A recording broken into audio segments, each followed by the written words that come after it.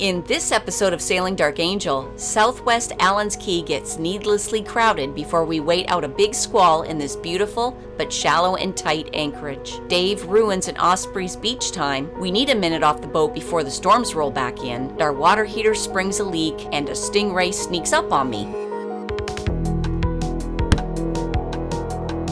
If you like our videos, please smash that like button and don't forget to subscribe and ring the bell. It's free for you and really helps our channel.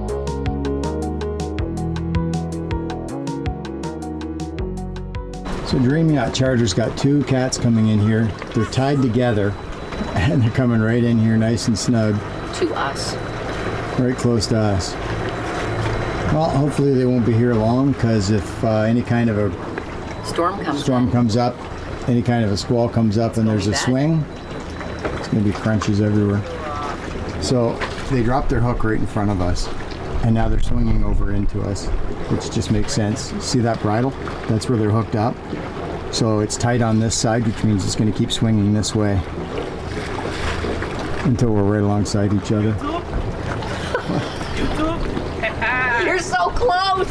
Yeah. You got a cup of sugar over there I can borrow? You guys cooking supper? Yeah. But we're just dropping these guys off. We're gonna move.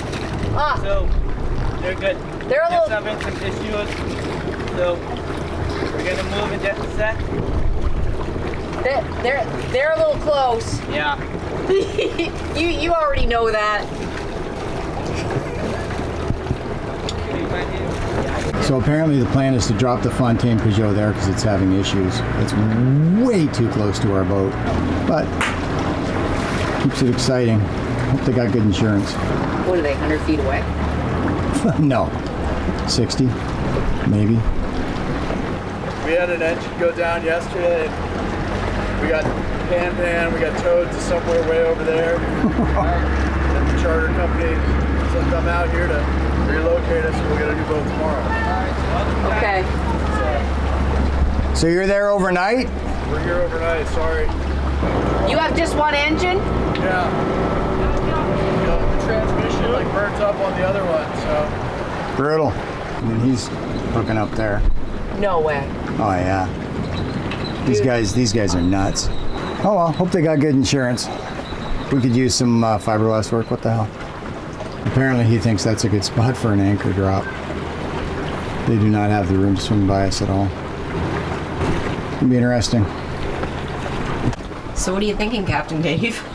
Wow, this is just insane that they would park these boats this close together. It's not like there's no room in the Bahamas. And on the other side of this anchorage between Leaf Key and Allan's Key, there's a ton of room. There's room for 10 boats over there. So if you guys wanted drama, here's some drama for you. They're right there. 50, 60 feet tops away from us. And they're right there. So it's 9 o'clock at night, and the charter company just showed up with another boat for our friends here. And they've got to pack up their kids, pack up their stuff, and pack up all the gear and transfer onto another boat at 9 o'clock at night. And I'm not sure if there's going to be an unmanned boat anchored way too close to us now, or if they're going to move that too. We don't know. So I guess we're stuck waiting and seeing what's going on ourselves. I know their charter contract doesn't allow them to sail at night, so I'm curious to see what they're doing here with these boats. They got to be dropping anchor somewhere. Are they going to drop a second anchor right here? Are they going to move the boat with only one engine? I mean, you can sail a cat with one engine. It's just a pain to steer and a really pain to anchor, but it can be done. All right, so they took the new boat, the Bali, down to the other end of the anchorage where it should have been in the first place, and no idea what they're doing with this one. Well, good news, they appear to be pulling the anchor and we're going to head out on one engine. Like I said, we've done it. We can sail a cat on one engine. It's pain, but it's completely doable. That clears out the anchorage for tonight. Now the only anchor watch I need to maintain is for weather. Happy, very happy. We had some rain and that generally will turn you around. So now we're sitting right on top of our anchor. And it's obviously high tide because that beach isn't a beach anymore. Now it's a creek. But we are facing west. Weird. Which is first time since we got here a few days ago that we've done that. That's not a ketch, at least that's a schooner. Looks like a schooner. That is all around us, about 15 miles across. A little dark.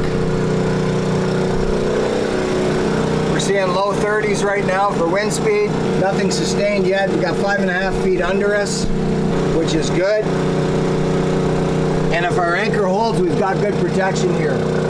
If it doesn't, we're screwed. Not horrible skies, we've seen worse. But we're only on the very edge of the storm here at Southwest Allan Key. You can see the storm is massive and it's going to blow through here in a few minutes. I mean, it's just a squall. I'm not anticipating more than about 35-40 knots, so we should be fine holding here at that speed. Tour boats are still here, running people back and forth to the beach to see the iguanas. I had to switch to GoPro because it's raining hard and I don't want to get the Sony wet. But over here, when you pay for a charter, you get your charter. So they're heading over to the beach right now. I saw them setting the ladder up. Rain or shine. Should be fun. No, hard pass. Oh, come on. It's an experience. They're going to want to talk about it. Oh, man. What's cool is the size of this storm notwithstanding, we're going right up the middle through here. Looks like we're going to miss most of it. I know, famous last words. Here comes the rain. Wind is still high 20s, low 30s, so not bad yet. The catch-22 is we're running the generator and we're running the computers because we're working today because, let's face it, the weather sucks. But I'm also worried about lightning strikes with everything hooked up. But if I take everything down, I can't work. But if everything's up and we get hit by lightning, we're done. This is the edge you gotta skate along here. Part of the course though, where you got beautiful, you also got, terrifying. Although this isn't bad yet. Let's give it a minute.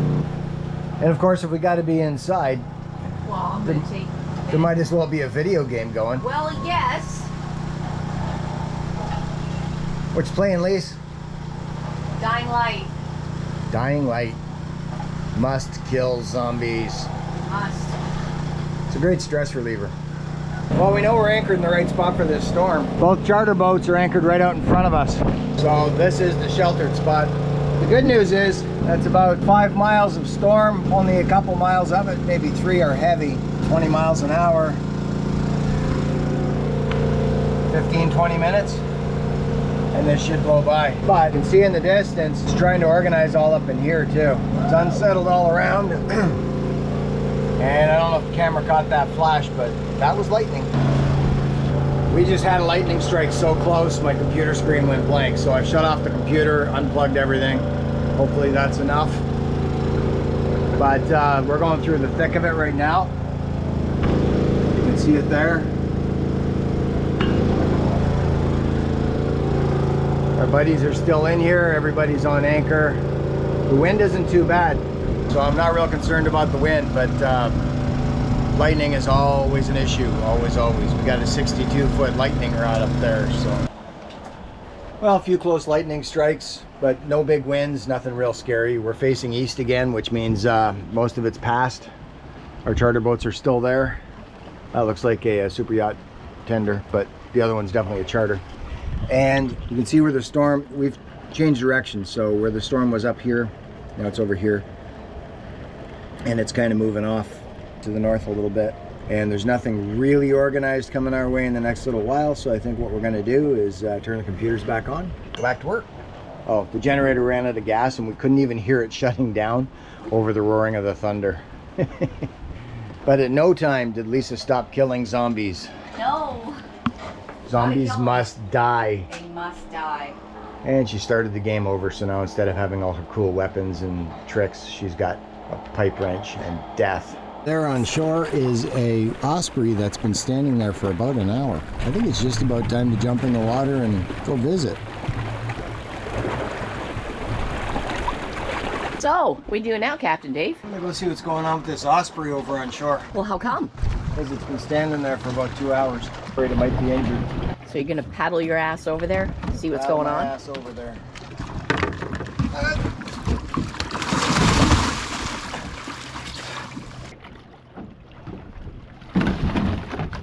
Are you touching bottom? Nope. There you go.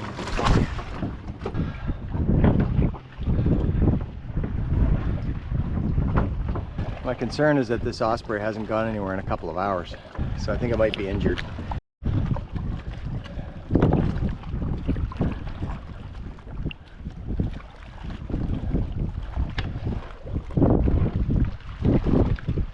Or not. Oh well, I guess it was just hanging out, and I guess I kind of ruined it for him. My bad. So what happened, Dave? I got close and it just flew away casually, so I think it's fine. You ruined the beach time of the... Just ruined the beach time. Oh, well right now he's in that tall tree over there, sitting up there looking at you, I see it. giving you stink eye. Well, he should be.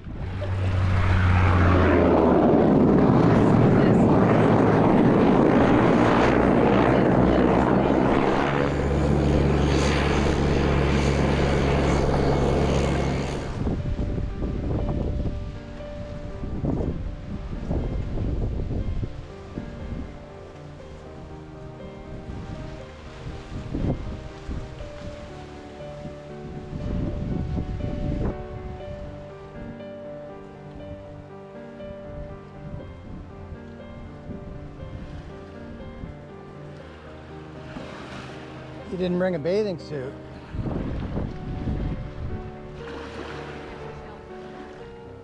What the hell's going on? It's going up to 35 knots. And we're hovering around 30 knots. And that's going by over there. But the hurricane missed us. We're not supposed to be getting anything. Yeah. That's not how it works. So yes, the tropical storm passed over Hispaniola and is heading into the Gulf. But there is collateral damage. So we've seen up to 40 knots of wind. We've had a couple of blasts of rain. We managed to do a little filming outside here. That was pretty cool. Did you see the... Now we're sustaining mid to high 20s, but we've been sustaining 30. Yeah, look the waves hitting over here. Oh, cool. Didn't we want to go take a look at those rocks over there? Yeah. There's 30 again. Yeah. Cool. And no other boats here. What else? Just us chickens. So this is how close we are to shore. Oh, we're holding really, really well. But as long as the anchor doesn't let go, it don't matter. And we've dug in well. The anchor's been dove in. It was dove in a couple of times. 27, 28. Yeah. Gonna need a generator soon though if this cloud cover 30. keeps up. So we're keeping an eye on the speed, but we've got this spit of land that's protecting us, that is right in front. Poor little lone palm tree gives you an idea how much wind they're getting up there.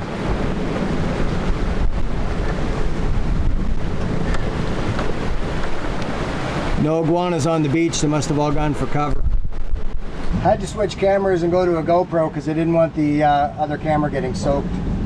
We've seen 32 a second ago. Got to turn on the radar and then we can track this mess. It's not bad over there, but it's not pretty over there at all. Pretty over there, but not over there. Transmit. Oof. 3.4 feet water.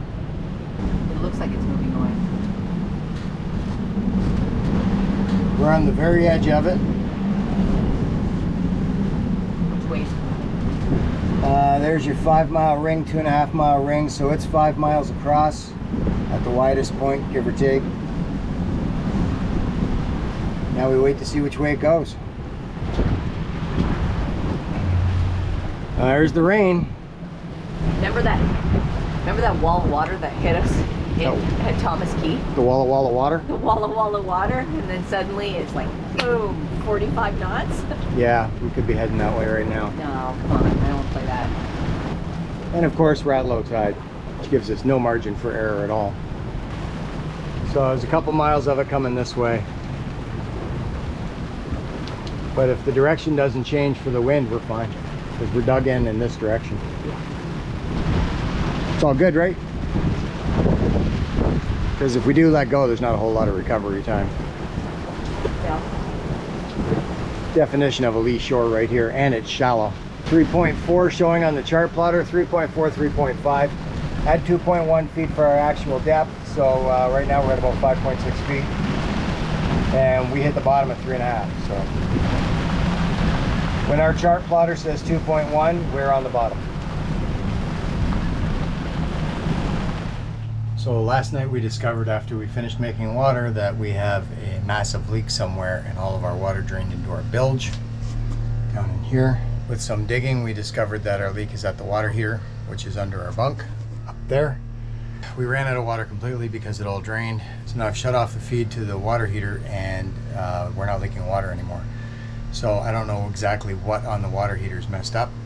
That's the next thing to find out. So we have no water heater at the moment because I have the water shut off going to it. Let's go turn it back on, see what we get. So at first glance, where it appeared to be leaking yesterday was this fitting here. You can't really see it. That fitting right down there. Here's the water shut off here. So if I turn the water back on, we'll see where it's leaking. And it appears to be here. I can't really see it. So the good part about doing it this way is that I filmed it. I'll have to go look at the film and see what the source of the leak is. He scared me. I was just relaxing and suddenly he's right underneath me. Did you get stingray startled? Yeah.